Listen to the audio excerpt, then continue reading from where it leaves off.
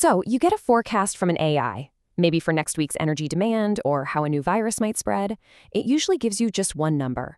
But what happens if that number is just wrong? The real question isn't what is going to happen. It's how sure we can really be about it. So how do we actually build a forecast that doesn't just give us a single guess, but instead gives us the entire range of possibilities and does it so reliably that we can actually trust it when the stakes are incredibly high? Okay, let's dive right into that. Here's how we're going to break it down in this explainer. First, we'll get into the big problem with forecasting today. Then we'll see why some of the older tools just don't work and pinpoint the huge gaps they leave behind.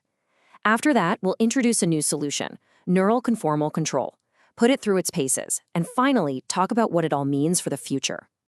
All right, let's start with the absolute core of the problem. When you're making really important, high-stakes decisions, a single best guess just isn't going to cut it, not even close. I mean, think about it. You don't just want to know the most likely outcome, you absolutely have to prepare for the best case and the worst case scenarios. That full range of what's possible, that's where the real information is. That's what people making the big calls actually need. And look, this isn't some abstract academic exercise. We are talking about real-world decisions, like figuring out how many hospital beds a city is going to need during a pandemic, or how much power to generate to make sure nobody has a blackout. These are decisions where knowing the outer limits of what could happen is, well, it's everything. Now, for years, statisticians have had this tool that seemed like it was the perfect solution. But as we're about to see, that promise, it has a nasty habit of breaking right when you need it the most. That tool is called conformal prediction, and on paper, the idea is brilliant. It gives you a prediction range along with a solid mathematical guarantee. So for example, it can promise that 95% of the time, the real outcome will actually land inside its 95% prediction interval. Sounds perfect, right? Well, here's the catch. That amazing guarantee from conformal prediction, it only really holds up in an ideal, perfect little world where all your data is neat and tidy and every data point is independent of the others, kind of like flipping a coin over and over. But the real world, especially when you're dealing with time series data like epidemic cases or energy usage, is messy. It's got trends, seasonal patterns, and these sudden out-of-nowhere changes called distribution shifts. And in that world, the guarantee just shatters. So of course, really smart people knew this was a problem, so they developed new methods to try and adapt conformal prediction for the real world. But even these more advanced tools, they have some pretty serious blind spots. Let's just look at a real-world rule from the U.S. Centers for Disease Control, the CDC. When they ask scientists for forecasts to guide public health, they have a strict requirement. The prediction intervals have to make basic logical sense. And this brings us to a huge, and surprisingly common, way that these models fail. It's pure common sense, right? If you want to be 95% sure that you're going to catch the true outcome, your prediction net has got to be wider than if you only need to be 50% sure. One range should always fit neatly inside the other. But you'd be shocked how many advanced forecasting models completely fail this simple test.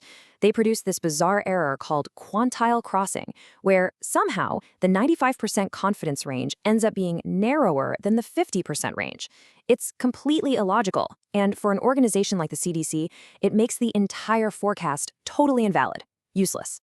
So just to quickly recap, the tools we have now have three huge gaps. First, they create these illogical crossing intervals. Second, they often can't use other helpful data, like maybe public mobility data. And third, and this is a big one, they are just awful at making reliable predictions for brand new events where you don't have a lot of past data, which is a massive problem when a new virus pops up. And this is where our new method, neural conformal control, or NCC, finally comes into the picture. It was designed from the ground up to fix these exact problems by taking a much smarter, more adaptive approach. Honestly, the best way to think about NCC is like a smart thermostat, but for uncertainty. You know, a normal thermostat just clicks on and off at a set temperature, but a smart one learns. It learns from past weather, the time of day, if you're home or not.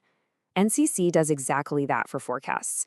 It's constantly watching its own mistakes and looking at all the data it can find to tweak its prediction ranges and keep them right on target. So how does it actually pull this off? Well, first, it uses a control loop, so it's always learning from its own past performance. Second, it's built to bring in all sorts of different data, what's called multi-view data, like mobility trends or even geography, to get a richer picture. Third, it uses a clever bit of math that makes it basically impossible for it to create those illogical crossing intervals. And finally, a conformalization step at the end restores that statistical guarantee for long-term accuracy.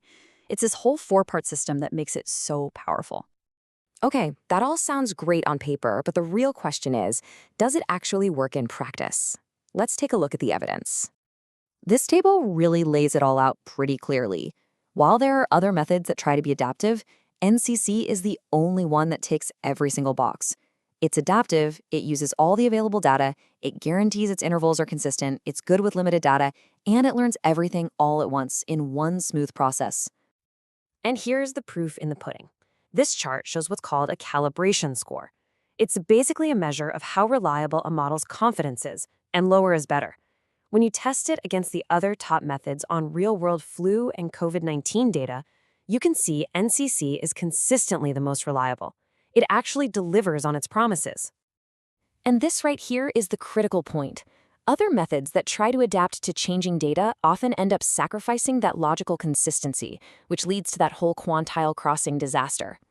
NCC is the first method that really proves you can have both.